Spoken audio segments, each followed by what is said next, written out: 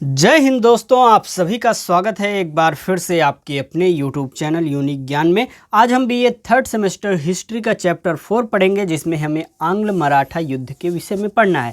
आपको पहले हम बताएंगे मराठा जो हैं उनका उदय कैसे हुआ, उनका एक प्रकार से उदय के बाद विभिन्न कौन कौन से मराठा शासक आए जो मराठों को एक प्रकार से बढ़ाते चले गए, या उनके पतन का क्या कारण रहा, और आंग्ल मराठा युद्ध कितने हुए, किन किन लोगों के बीच में हुए, उस समय कौन पेशवा था उस समय कौन था शासक, और अंग्रेज़ों की तरफ से कौन था, और किस संधि के द्वारा कौन सा युद्ध जो है समाप्त होता है, ये सभी हम इस चैप्टर में देखेंगे। अगर आपने इससे पहले के 3 चैप्टर जो कराए गए वह नहीं देखे हों तो आप चैनल पर विजिट कीजिए, आपको प्लेलिस्ट मिल जाएगी BA third semester history classes के नाम से, आपको जहाँ पर सभी क्लासेस एक प्रकार से मिल जाएंगी। सबसे पहले आपको सिलेबस देखने को मिलेगा, सिलेबस के बाद आपको चैप्टर वाइज क्लासेस देखने को मिल जाएंगी। अगर आप चैनल पर नए हैं तो चैनल को सब्सक्राइब कर लीजिए, जिससे आने वाली वीडियोज़ आपको प्राप्त होती रहें, और जो भी पूरा आपका सिलेबस है पूरा कंप्लीट टॉपिक वाइज कराया जाएगा। कोई भी डाउट रहे किसी भी लेक्चर में, पूरा लेक्चर देखने के बाद आप तुरंत कमेंट कर सकते हैं, कमेंट का आपके जवाब दिया जाएगा। बाकी आपके लिए टेलीग्राम चैनल बनाया गया है, जहां विभिन्न प्रकार की यूनिवर्सिटीज़ से रिलेटेड एग्ज़ाम टाइम टेबल, इन सभी चीज़ों का नोटिफिकेशंस वहां दिए जाते हैं, क्लासेस के नोटिफिकेशंस दिए जाते हैं।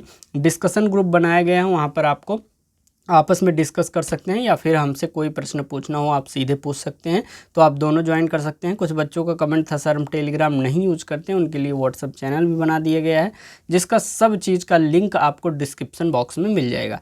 अब की बार क्या हुआ है, जो ये न्यू क्लासेज स्टार्ट हुई हैं इनके लिए आपको जो है बेहतरीन व्यवस्था की गई है, नोट्स आपको दिए जा रहे हैं मात्र और मात्र 25 रुपये में। मान लीजिए बीए थर्ड सेमेस्टर हिस्ट्री का आपको पूरा नोट्स चाहिए, chapter wise, topic wise, previous year question paper और मोस्ट इंपॉर्टेंट क्वेश्चन की सीरीज का सब चीज़ का नोट्स चाहिए, तो आप मात्र 25 रुपये, व्हाट्सअप नंबर आपको दिया गया है लिंक डिस्क्रिप्शन बॉक्स में, उस पर मैसेज कीजिए, तुरंत आपको जो है वहाँ पर नोट्स प्रोवाइड कर दिया जाएगा। तो चलिए देखते हैं चैप्टर 4 आंग्ल मराठा युद्ध के विषय में। सबसे पहले हम मराठों का इतिहास समझेंगे, मराठा साम्राज्य एक प्रकार से कैसे उसका उदय हुआ, कैसे उसकी स्थापना हुई।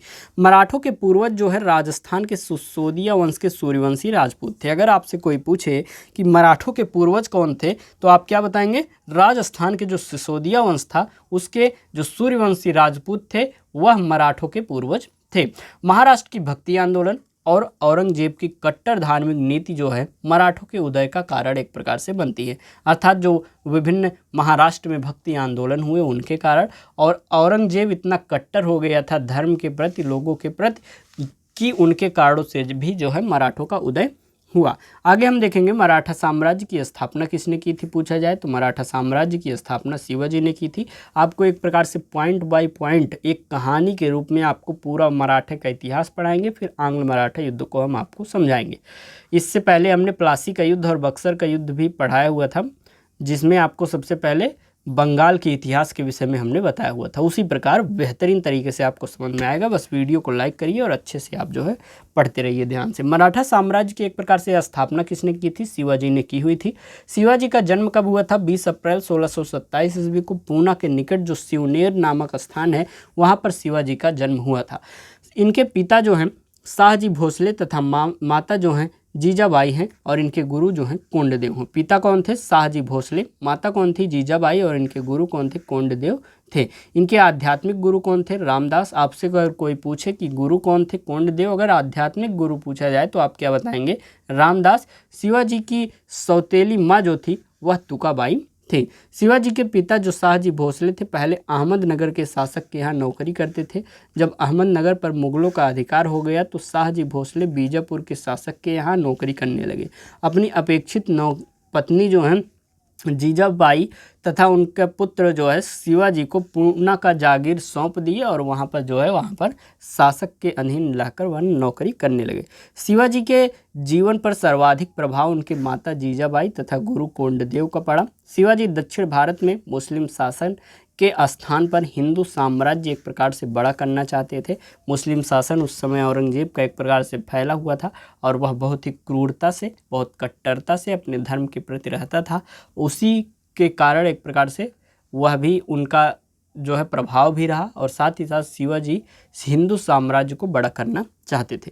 शिवाजी को पहाड़ी चूहा कहा जाता था, पहाड़ी चूहा के नाम से जाना जाता था। क्यों कहा जाता था? क्योंकि उनकी युद्ध पद्धति ही ऐसी थी। शिवाजी ने गुरिल्ला पद्धति या छापामार पद्धति का प्रयोग जो है युद्ध अभियान में किया। इस पद्धति में रुक रुक कर तथा अचानक हमला जो है वह किया जाता है। गुरिल्ला पद्धति या छापामार पद्धति का प्रयोग किसने किया ज़्यादा करके?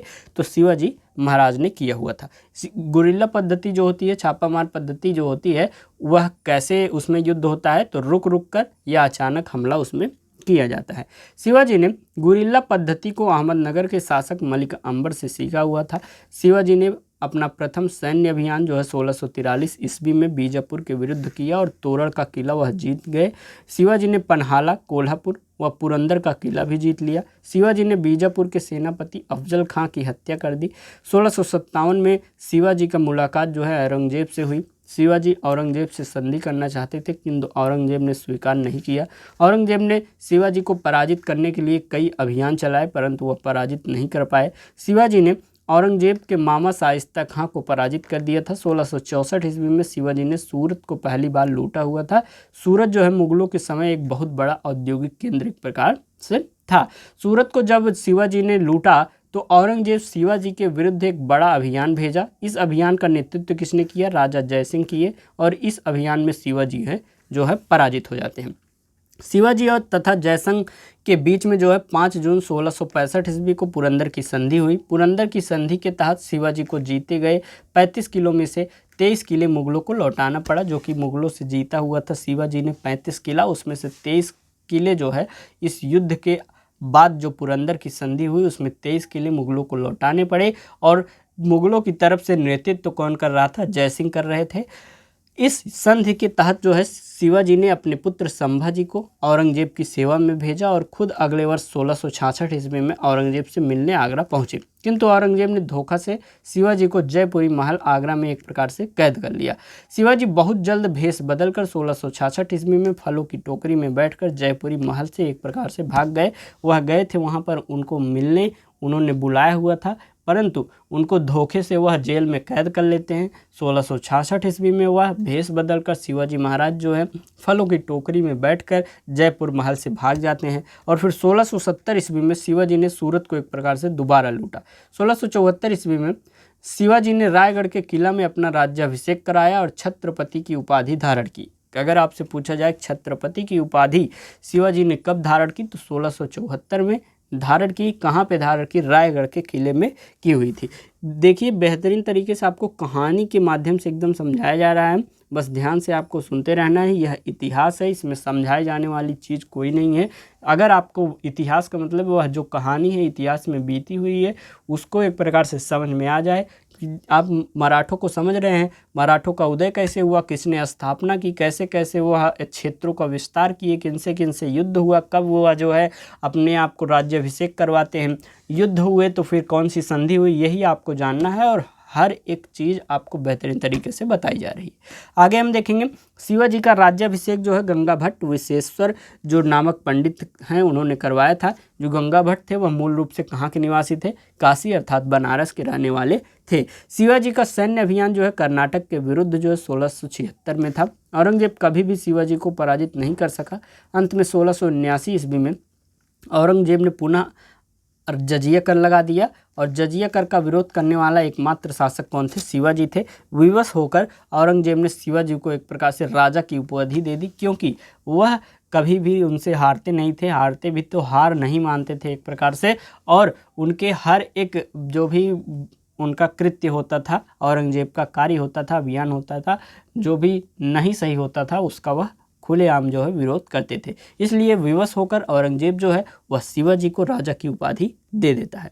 12 अप्रैल 1680 को शिवाजी की मृत्यु हो गई। शिवाजी की जीवनी जो बखर नामक पुस्तक में लिखी हुई थी, इस पुस्तक में शिवाजी के उपलब्धियों के साथ साथ मराठों के बारे में भी जानकारी मिलती है। शिवाजी के उत्तराधिकारी कौन थे? एक प्रकार से सबसे पहले समझें, उनकी 2 पत्नियां थी, साईबाई और सोयराबाई। साईबाई का जो जन्म एक प्रकार से पत्नी थी, उनसे जन्म हुआ था संभाजी महाराज और साहू जी महाराज का, और सोयराबाई से राजा राम और शिवाजी द्वितीय का जन्म हुआ था। शिवाजी के मृत्यु के बाद संभाजी जो पन्हाला के किला में कैद थे वे वहां से भागकर मराठा साम्राज्य के छत्रपति बने। 1686 ईस्वी में संभाजी ने अंग्रेजों को एक प्रकार से औरंगजेब के विद्रोही पुत्र अकबर द्वितीय को शरण दे दिया, जिस कारण औरंगजेब ने संभाजी को यातना देकर मार दिया और उनके पुत्र साहू जी को बंदी बना दिया। साहू जी किसके पुत्र थे?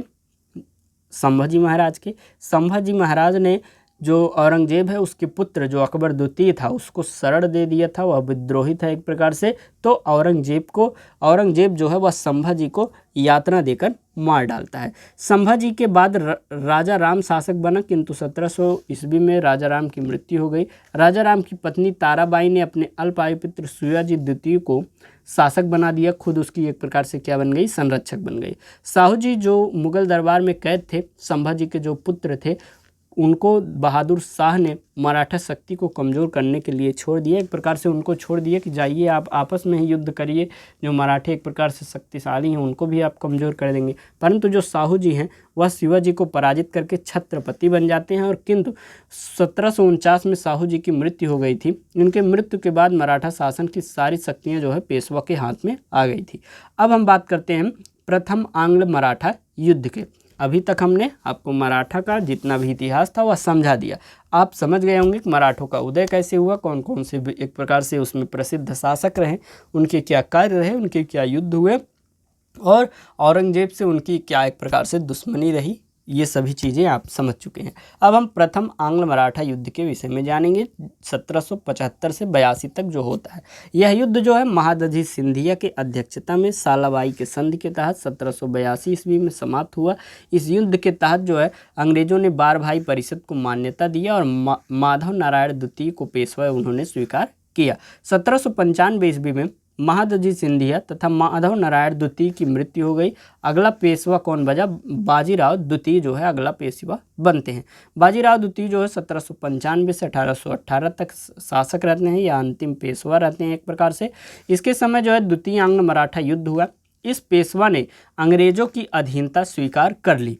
द्वितीय आंग्ल मराठा युद्ध 1803 से 1806 तक होता है। यह युद्ध वसीन की संधि के तहत समाप्त होता है।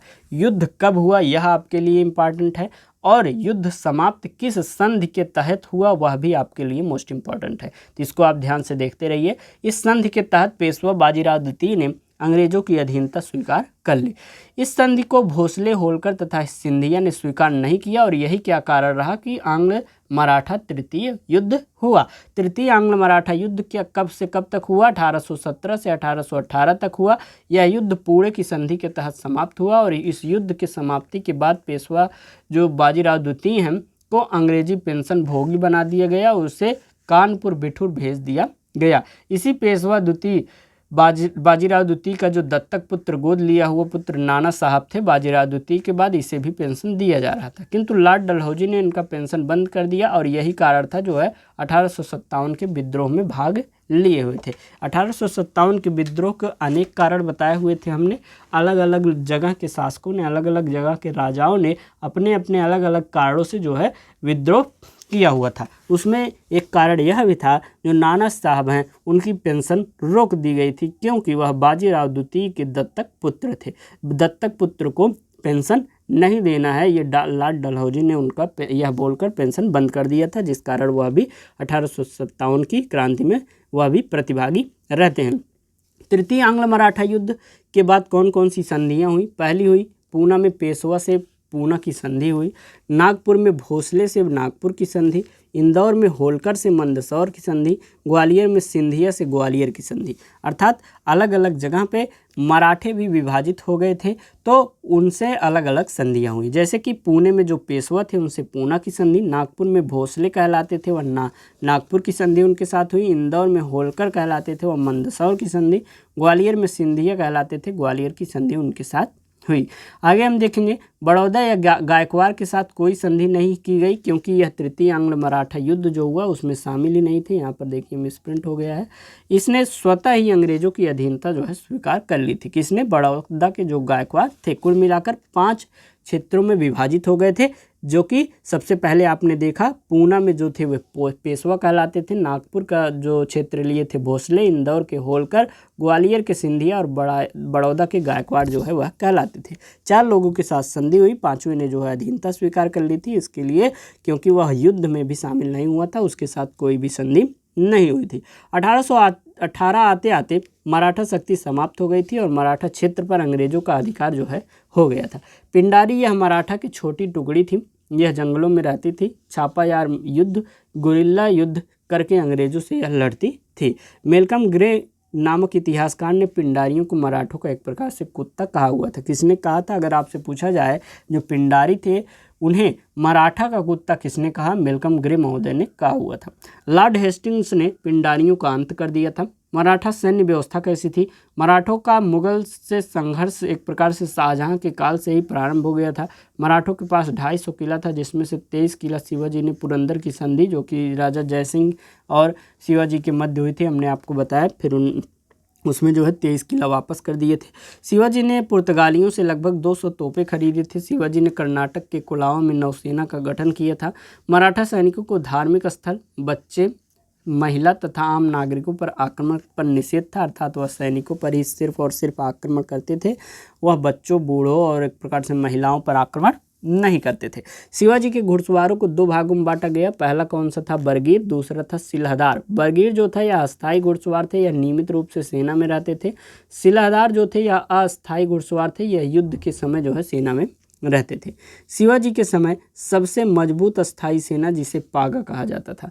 मराठा प्रशासन व्यवस्था की बात करें, मराठा प्रशासन की शुरुआत शिवाजी ने की। उन्होंने प्रशासन के लिए 8 मंत्रियों की नियुक्ति की, जिन्हें स्पष्ट रूप से संयुक्त रूप से अष्टप्रधान कहा जाता है। मराठा प्रशासन में सबसे बड़ा पद जो है छत्रपति था, उसके बाद पेशवा का था। अष्टप्रधान में कौन कौन आते हैं इसको हम देखेंगे, उसके बाद हमारा यह जो चैप्टर है समाप्त हो जाएगा। अष्टप्रधान में सबसे पहले कौन है? पेशवा। यह छत्रपति के बाद सबसे महत्वपूर्ण पद था। इसका कार्य जो है छत्रपति की अनुपस्थिति में प्रशासन की देखरेख करना था।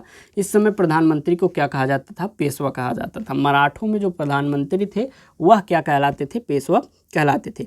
मजूमदार या अमात्य कौन थे? यह वित्त मंत्री का पद था जो राजस्व का लेखा जोखा रखता था। सर-ए-नौबत यह सेनापति का पद था। सुमंत यह विदेशी मंत्री का पद था, इसका कार्य जो है विदेशी राज्यों में तालमेल बनाना था। वाकयानीस यह सूचना गुप्तचर तथा संधि करने वाला मंत्री था। छठा है चिटनिस, इसका कार्य जो है पत्राचार व्यवस्था को देखना था। पंडित राव इसका कार्य जो है धार्मिक मामलों की देखरेख करना था। न्यायाधीश इसका कार्य जो है न्याय व्यवस्था की देखरेख करना एक प्रकार से था। इस प्रकार से मराठों को आपने समझ लिया। ये आपका यूनिक ज्ञान टेलीग्राम चैनल है, डिस्कशन ग्रुप चैनल है, ये व्हाट्सअप चैनल जो टेलीग्राम नहीं यूज करते हैं विभिन्न नोटिफिकेशंस के लिए। और ये आपके बार जो कोर्स आपका लॉन्च किया गया है मात्र 25 रुपये में किसी भी विषय का आप पूर्ण notes, previous year question paper with solution, most important question की जो सॉल्यूशन है वह भी दिए जाएंगे। आपको करना क्या है, इस नंबर पर व्हाट्सएप मैसेज करना है, अपना course title, university name, subject name बताना है और आपका कोर्स टाइटल जो यहाँ सिलेबस बताया गया है वो बताइए। तुरंत आपको ग्रुप में ऐड कर दिया जाएगा। क्लासेस होती रहेंगी, चैप्टर्स मिलते रहेंगे, आप ज्वाइन कर लीजिए ग्रुप, आपके लिए बहुत ही बेहतरीन होगा। मात्र 25 रुपये, बहुत ज़्यादा आपके लिए नहीं है, आप कर सकते हैं अच्छी तैयारी। अगर नहीं लेते हैं आप तो आप यहाँ पर क्लासेस करिए, अपना हैंड रिटन नोट्स बनाइए, अच्छी तैयारी करिए। बाकी चैनल को सब्सक्राइब कीजिए, वीडियो लाइक कीजिए, कमेंट कीजिए, वीडियो को अपने सभी दोस्तों के पास शेयर कीजिए। मिलते हैं नेक्स्ट वीडियो में, धन्यवाद।